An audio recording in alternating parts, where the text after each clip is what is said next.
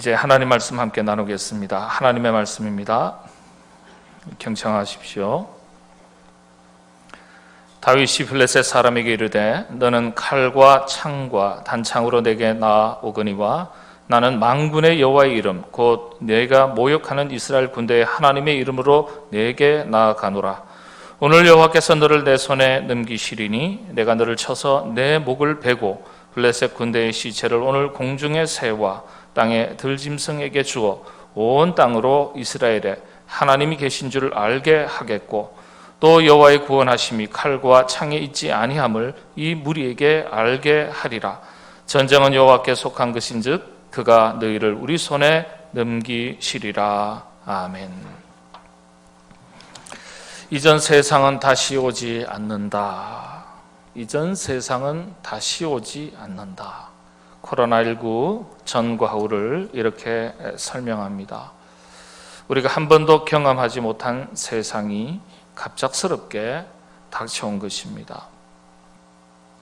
코로나19 팬데믹, 이 팬데믹이라는 용어는 감염병의 최고의 경고 등급을 일컫는 말입니다. 세계적으로 감염병이 대유행하는 상태를 일컫는 용어입니다.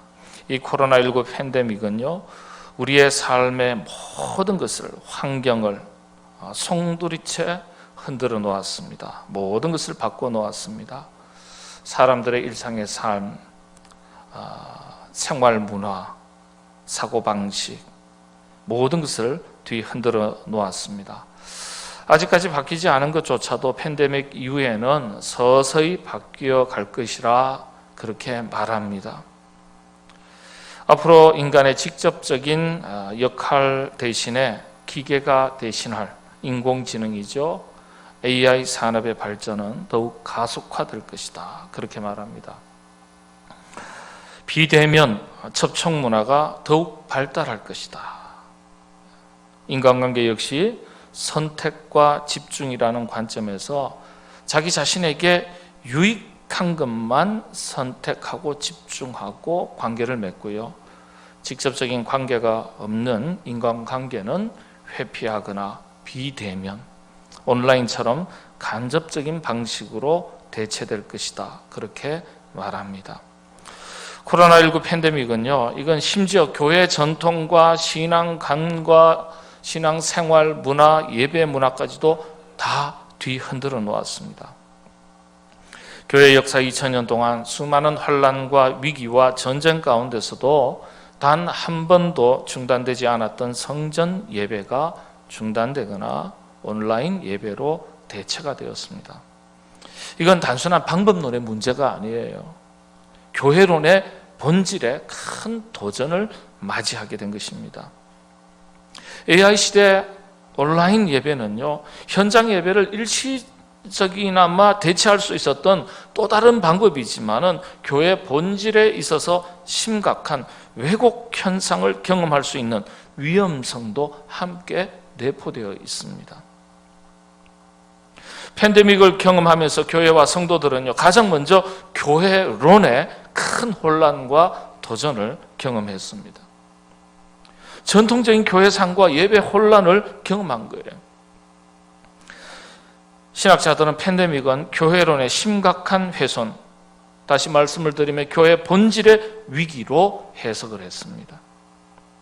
어제 우리 교단 신학교 교수님들이 연구한 자료들, 논문들, 이 상황에 대한 성경적 기준들을 이 한 두 달 사이에 집중해서 연구를 해서 발표를 했습니다. 그리고 책을 만들었고요. 그래서 저에게 제 동기 교수님들이 보내주셨어요. 교회 본질의 위기다. 많은 성도들은 온라인 예배에 대해서 선택 가능한 선택지로 받아들였습니다.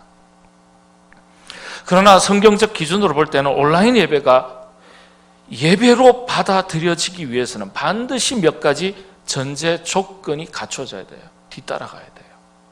이 점을 놓쳐서는 안 돼요. 이 전제 조건을 놓치면 예배는 형식과 절차만 남아있지 더 이상 예배일 수가 없는 거예요. 본질의 왜곡을 경험하게 되는 거예요. 이게 이렇습니다. 여러분, 교회를 뭐라고 표현하죠? 그리스도의 몸이라고 표현합니다. 그리스도의 몸된 지체된 교회, 성도들도 마찬가지죠. 삼성교회 신앙 공동체의 지체된 성도들. 우리 자신이 고린도전서에 있는 말씀대로 성령이 거하시는 거룩한 전이에요. 작은 교회예요. 개인으로서도. 그리스도의 몸된 지체된 성도, 교회로서의 성도예요. 그래서 교회는 그리스도의 몸으로서 육체와 같이 하나의 몸으로 해석합니다. 팔 따로 다리 따로 움직이지 않지 않습니까? 서로 연결된 것이에요. 그래서 이것을 가리켜 인격적 만남이라고 정의를 합니다. 인격적 만남.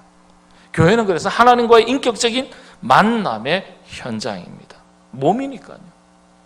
예배 역시 인격적 만남의 현장입니다. 성도와 성도들이 서로 다른 존재고 개체인 것 같지만 사실은 그리스도의 몸된 교회를 이루는 지체들입니다.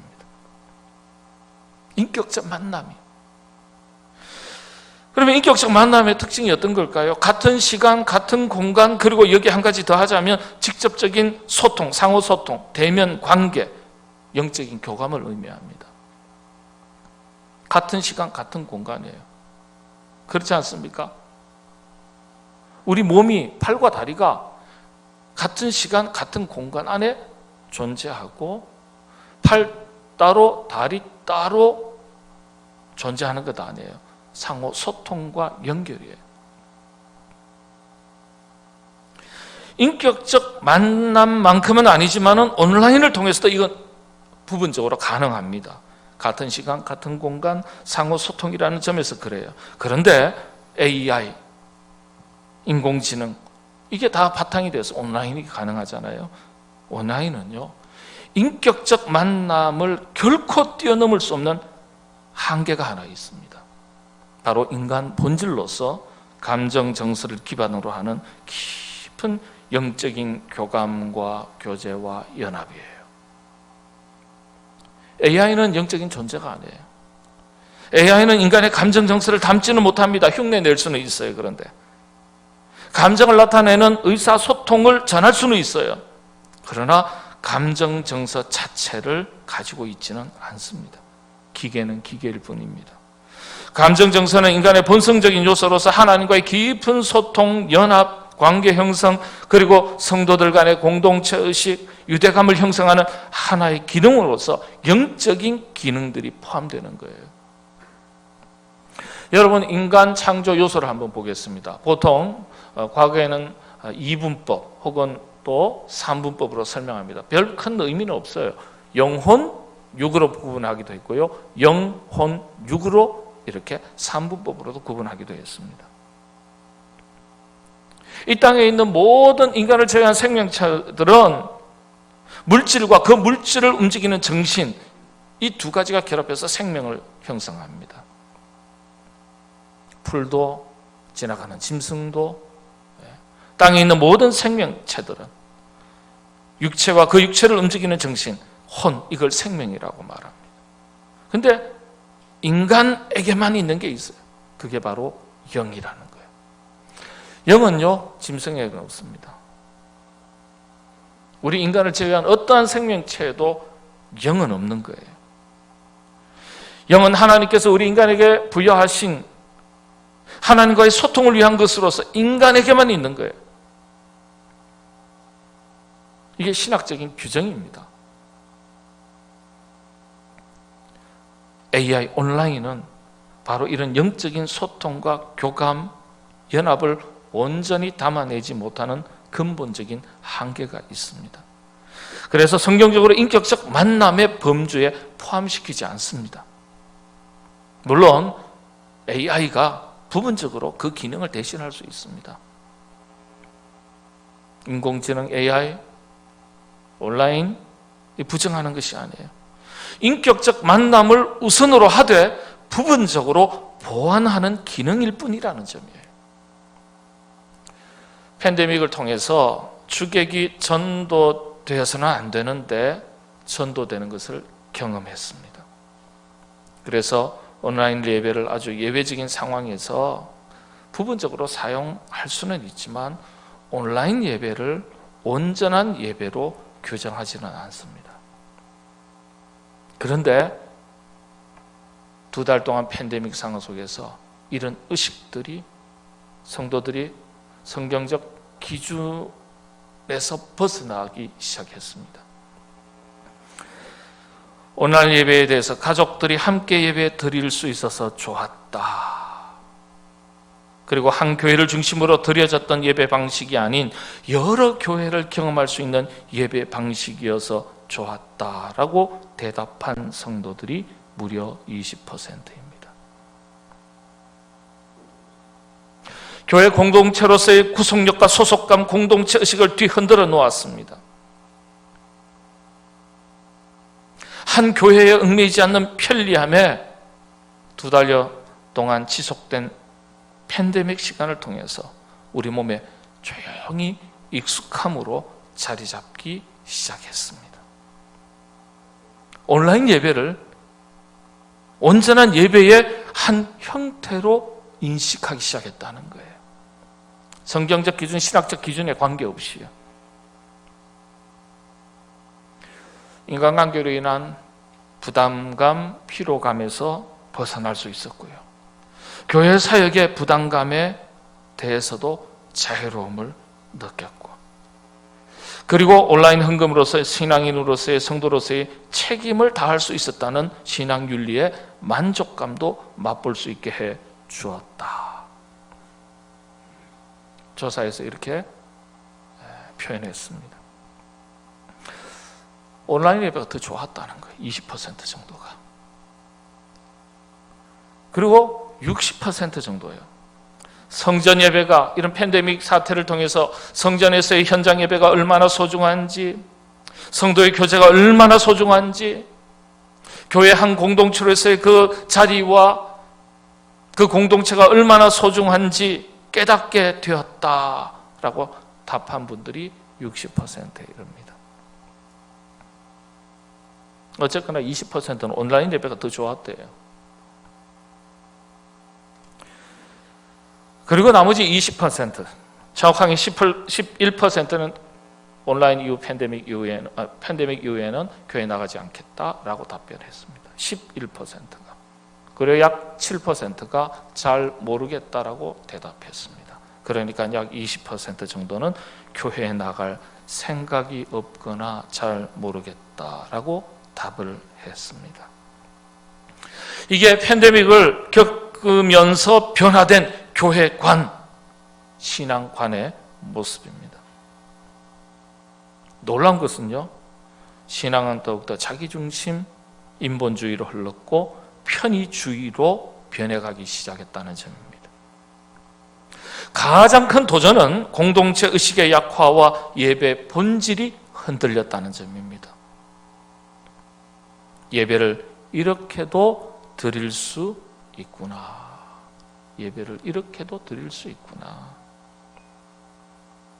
인격적 만남으로서의 예배와 신앙생활의 본질적 가치가 훼손되기 시작했습니다. 팬데믹은 이렇게 교회와 예배의 본질을 뒤흔들어 놓았습니다. 자, 그렇다면 이 끝나면 미래는 괜찮아지지 않을까? 아니요. 어떻게 될 것 같습니까? 한 번으로 끝나겠습니까? 당장 올 겨울에 다시 대유행한다는 가능성은 없을까요? 여러분, 인간은 사회적 존재고요, 관계 지향적 존재입니다. 아무리 AI, 인공지능이 인간의 모든 기능들을 대신할 수 있어도 최후로서 인간의 감정 정서적인 측면, 영적인 측면을 채울 수 없는 한계가 있습니다. 감정과 정서의 소통을 아주 중요시 여기는 인격적 만남의 약화, 결국 인간 소외로 인해서 인간은 더욱더 고립될 것이고, 세월이 아주 더 많이 흐른 뒤에는 인간 자체가 관계지향적이기 때문에, 사회성이 있기 때문에 이게 본능이에요. 본성이라는 거예요. 이런 인간 본성으로서의 관계에 대한 목마름을 다시금 가지게 된다는 거예요. 지금 당장은 만나고 싶지 않고 거리를 두고 온라인에서 모든 생활을 할 수 있는 가능성이 있는 것처럼 여겨지고 그것이 때로는 좋아 보이지만은 인간은 근본적으로 관계지향적인 존재라는, 관계적인 존재라는 거. 그래서 언젠가는 다시 관계에 대한 목마름을 가진다는 거예요. 교회 역시 사람들은 순수한 성경적 본질만 추구하는 영성 깊은 교회만을 찾게 될 것이라고 말합니다. 이 팬데믹 이후에는 영적인 존재로서 나중에는요, 영적 목마름을 채우기 위해서 더욱더 갈급함이 생기게 될 거라는 거예요. 그 반면에 비본질적인 교회의 여러 가지 기능들은 약화될 것이다. 예를 들면 문화적인 욕구를 채울 수 있는 방편들은 세상에 즐비합니다. 그것을 굳이 교회에 와서도 또다시 찾을 필요가 없다는 거예요. 세상에서 찾을 수 없는 본질적인 것, 다시 말씀을 드리면 영적인 것에 더욱더 집중하게 될 것이라는 점입니다. 오늘 우리는 이런 시대를 맞이했습니다. 이런 시대에 우리가 분명히 해야 할 한 가지가 있습니다. 그게 무엇일까요? 본질에 충실해야 된다는 거예요. 본질에. 팬데믹 이후 교회도 성도들의 신앙 생활에도 큰 변화를 겪게 되었습니다. 그렇지만 교회와 신앙의 본질의 왜곡이나 변질이 없다면 또다시 어떠한 팬데믹이 닥쳐올지라도 위기와 도전들은 얼마든지 극복할 수 있다는 거예요. 본질이 흔들리지 않으면. 본질에 충실한 그리스도인들이 그 역할, 그 책임을 감당한다는 거예요.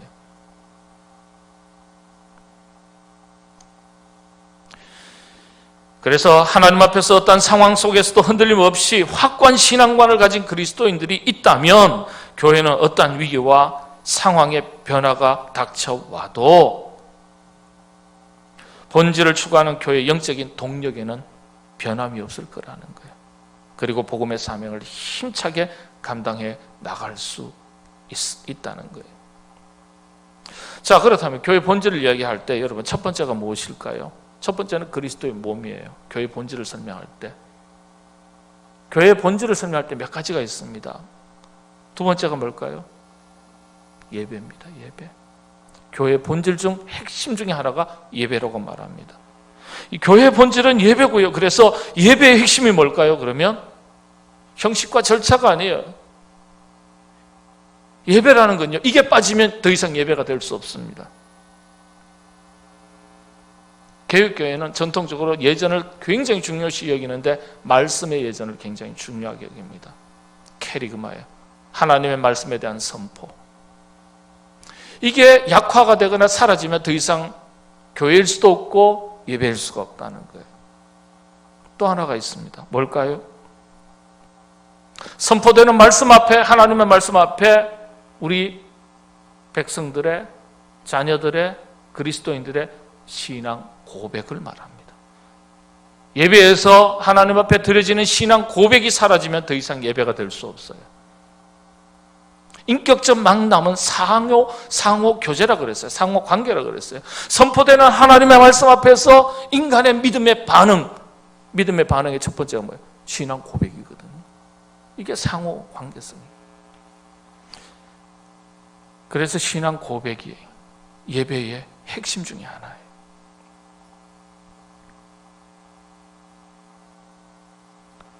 신앙 고백이 그래서 한 사람의 신앙 세계 전체를 대변하는 것입니다. 그만큼 신앙 고백이 중요해요. 자, 사무엘서에는 이런 확고한 신앙 고백을 찾아볼 수 있는 성경입니다. 사무엘서에 담긴 영적 교훈 4가지라고 말씀드렸습니다. 수많은 사건들이 있고 인물들이 등장하지만은 핵심은 4가지예요.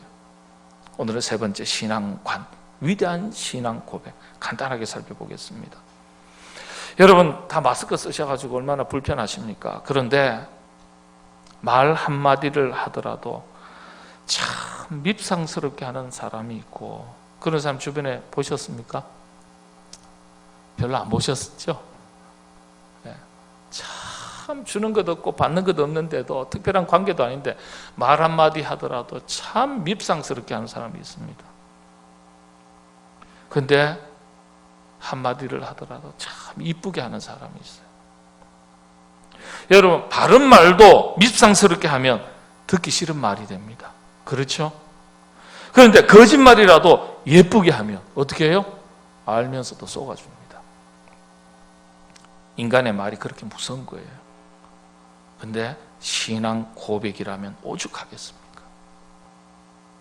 자, 다윗의 이야기입니다. 오늘은 골리앗에 맞선 다윗의 위대한 선언, 신앙 고백을 살펴보겠습니다. 여러분, 골리앗이 누굽니까? 블레셋 족속의 장수, 장군, 뭐 그 정도입니까? 한 인간, 적장을 대변하는 게 아니에요. 이스라엘 민족에게는 감당할 수 없는 엄청난 도전과 위기를 대변하는 거예요. 이스라엘 백성들이 자신들의 힘으로 어찌할 수 없는 상대를 맞이한 거예요. 이에 비해서 다윗은 누굽니까? 오늘 기록된 본문의 이야기 배경 속에서의 다윗은 10대입니다. 10대. 15세에서 17세 정도가 되지 않았을까 학자들에 따라서 그렇게 추정합니다. 연약한 목동이에요. 마치 코로나19 앞에서 무력한 인간이 서 있는 것처럼 그렇게 대비되는 거예요. 픽픽 쓰러져 나갈 수밖에 없는 그런 무력한 인간, 다윗이 그런 인간의 모습처럼 비칠 수 있는 거예요. 거대한 골리앗 앞에서. 그런데 결과는 어땠습니까? 간단하게 대성했어요. 그것도 적장 골리앗을 처단하고 이스라엘이 승리하게 된 것입니다. 자, 그런데 다윗과 골리앗의 이 대결, 영적 전쟁의 한 단면이라고 해석합니다. 골리앗은 그래서 인간 골리앗이 아니에요. 강력한 시련과 도전, 역경, 위기, 환난을 총체적으로 대변하는 거예요. 영적인 관점에서는. 그런데 다윗은 이런 골리앗 앞에서 무엇으로 맞습니까? 세상 사람들은요, 강력한 갑옷으로 창과 칼과 방패로 맞서는 것을 보여줍니다. 세상적인 방법론에 의지하는 거죠. 여러분, 사울왕의 모습을 보겠습니다. 골리앗과 사울왕의 모습이 크게 다르지 않습니다. 사무엘상 17장 37절, 38절, 오늘 본문 말씀에 앞선 구절 내용들입니다. 또 다윗이 이르되 여호와께서 나를 사자의 발톱과 곰의 발톱에서 건져내셨은즉 나를 이 블레셋 사람의 손에서도 건져내시리이다. 사울이 다윗에게 이르되 가라, 여호와께서 너와 함께 계시기를 원하노라. 이에 사울이 자기 군복을 다윗에게 입히고 노투구를 그의 머리에 씌우고 또 그에게 갑옷을 입히매. 그 다음에 39절로 쭉 나가면요, 다윗이 칼을 군복 위에 차고는 익숙하지 못함으로 시험적으로 걸어보다가 사울에게 말하되 익숙하지 못하니 이것을 입고 가지 못하겠나이다 하고 곧 벗고, 자, 손에 막대기를 쥐고 우리가 잘 아는 대로 물맷돌 5개 골라서 자기 목자의 제구 곧 주머니에 넣고 손에 물매를 가지고 블레셋 사람에게로 나아갔다.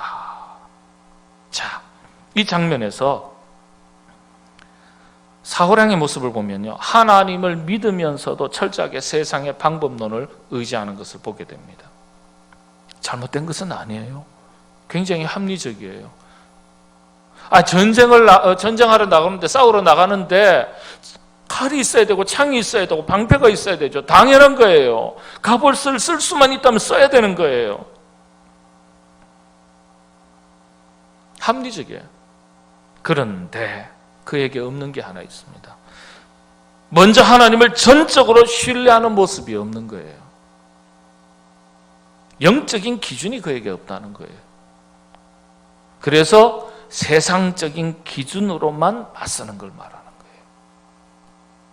사울왕에서 어떠한 영적인 기준도 남아있지 않은 것을 보게 된다. 종교개혁자들은 그렇게 성경을 해석했습니다. 대단히 합리적이고 현실적인 선택 같지만은 철저하게 세속화된 사울의 세계를 보여주는 모습이다. 이렇게 해석합니다. 주석하는 거예요. 자, 이에 반해서 다윗의 모습을 한번 보겠습니다. 39절, 40절 다시 한번 보실까요? 다윗이 칼을 군복 위에 차고는 익숙하지 못했다 그랬어요.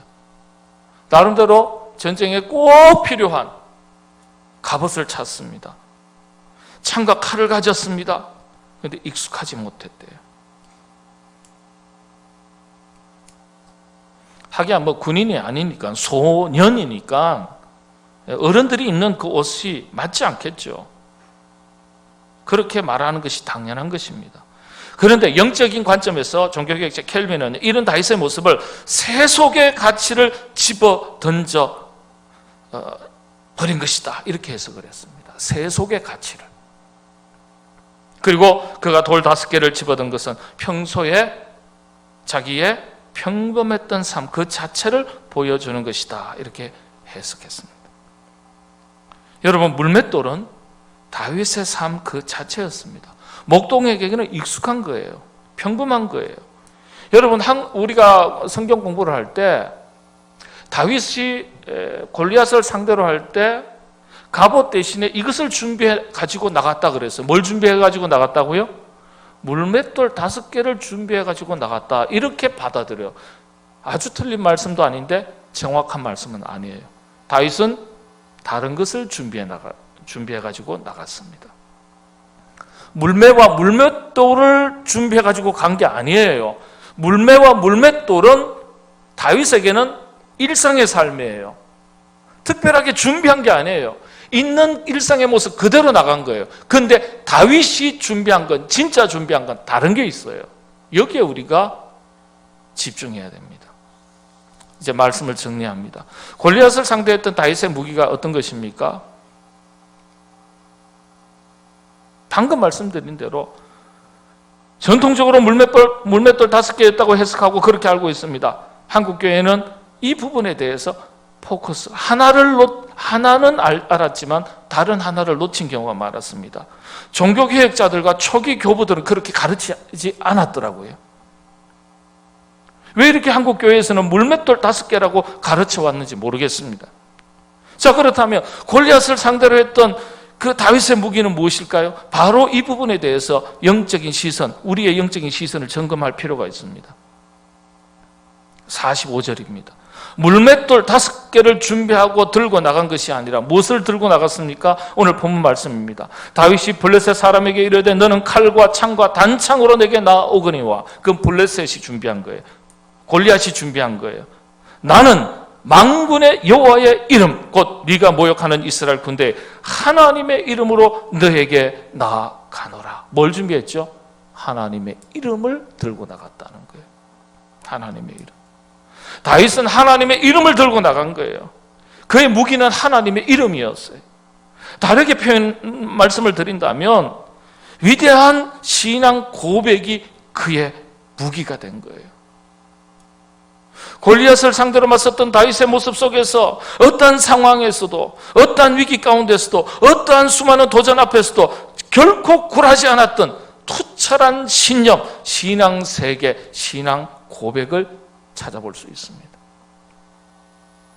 우리도 이런 신앙 고백을 바탕으로 신앙 생활을 감당할 수 있어야겠습니다.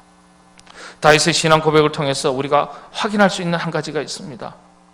교회는 신앙 고백 위에 세워졌다는 점이에요. 베드로의 신앙 고백 위에 교회를 세웠습니다. 주님의 교회를. 베드로의 고백만이 아니에요. 다윗의 고백을 통해서 하나님의 역사를 이어가셨습니다. 우리의 신앙 고백이 얼마나 중요한 것인지 확인시켜주는 내용이에요.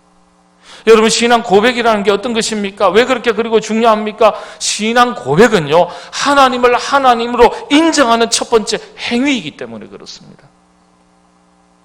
믿음은 하나님을 하나님으로 인정하는 것에서부터 시작되는 거예요. 인정한다는 말은 그분의 권위를 인정한다는 거예요. 인정함이 없는데 어떻게 수용이 있고 어떻게 순종이 있습니까? 그래서 하나님을 하나님으로 인정하는 신앙 고백이 우리 신앙생활에 있어서, 신앙 세계에 있어서 그토록 중요한 거예요. 우리의 신앙 고백이 어떠하냐에 따라서 우리 자신의 신앙은 물론 우리 교회가 든든하게 서가게 되는 겁니다. 신앙 고백이 튼튼해야 그 고백 바탕 위에 교회가 세워지기 때문에 개인도 그렇고 우리 교회 신앙 공동체도 그렇습니다. 여러분, 신앙 고백의 핵심이 뭡니까? 하나님을 하나님으로, 예수님을 그리스도로 인정하는 거예요. 구세주로 인정하는 거예요. 우리의 의지와 관계없이 하나님은 하나님의 뜻대로 역사하십니다. 그런데 역설적으로 우리가 하나님을 하나님으로 인정할 때 하나님은 움직이기 시작하신다는 사실이에요. 다윗이 만군의 여호와의 이름으로 그렇게 고백할 때 만군이에요.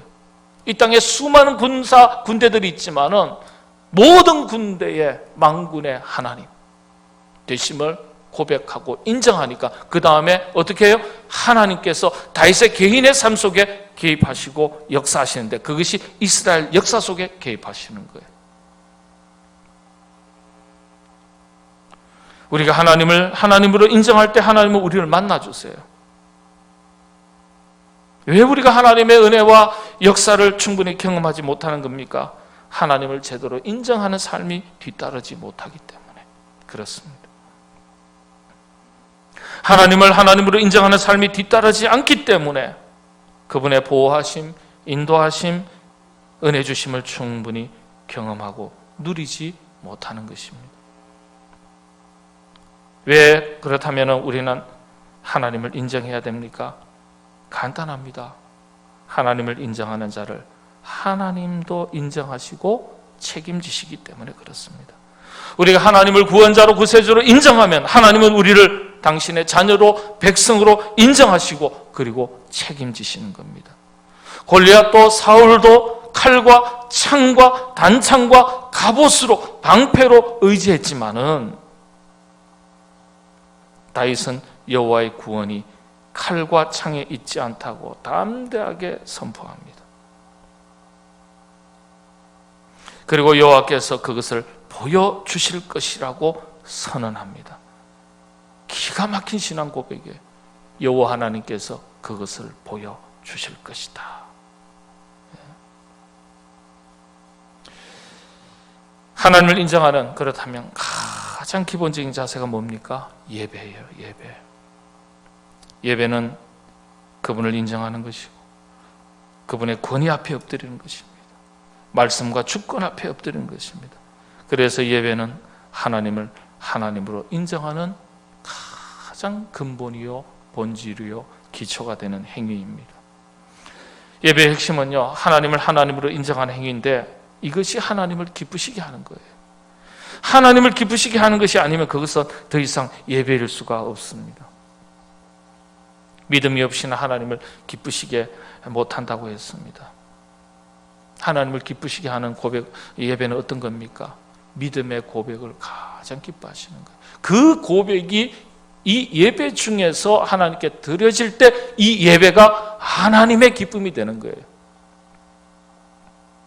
믿음 있는 자에게 하나님은 상 주시겠다 약속하셨습니다. 그래서 여러분 믿음의 고백이 중요하고 믿음의 고백이 담긴 예배가 우리에게 너무도 소중하고 중요합니다. 베드로에게 천국의 열쇠를 주실 때 우리 주님께서 베드로의 그 수고와 순종과 함께했던 사역의 여러 가지 결과물들을 놓고서 천국의 열쇠를 주신 게 아니에요. 베드로의 믿음의 고백을 보시고 너의 고백 위에 내 교회를 세우겠다 그렇게 말씀하셨습니다. 이 어려운 시기에 코로나19 팬데믹 전 인류가 겪게 된 큰 시련입니다. 이런 시련 가운데서 우리 모든 국민들, 특별히 우리 하나님의 백성들 모두가 다 큰 어려움들을 다 겪고 있습니다. 바라기는 어떠한 시련과 역경과 환난이 찾아와도 주를 향한 우리의 신앙 고백이 흔들리지 않아야 되겠습니다. 그리고 그 고백을 담아 하나님 앞에 예배 드리는 우리의 예배가 흔들리지 않아야 하겠습니다. 하나님을 전적으로 신뢰하고 의지하고 하나님을 인정하는 위대한 신앙 고백을 드리고 그리고 승리의 삶을 살아가는 여러분 모두가 되시기를 바랍니다.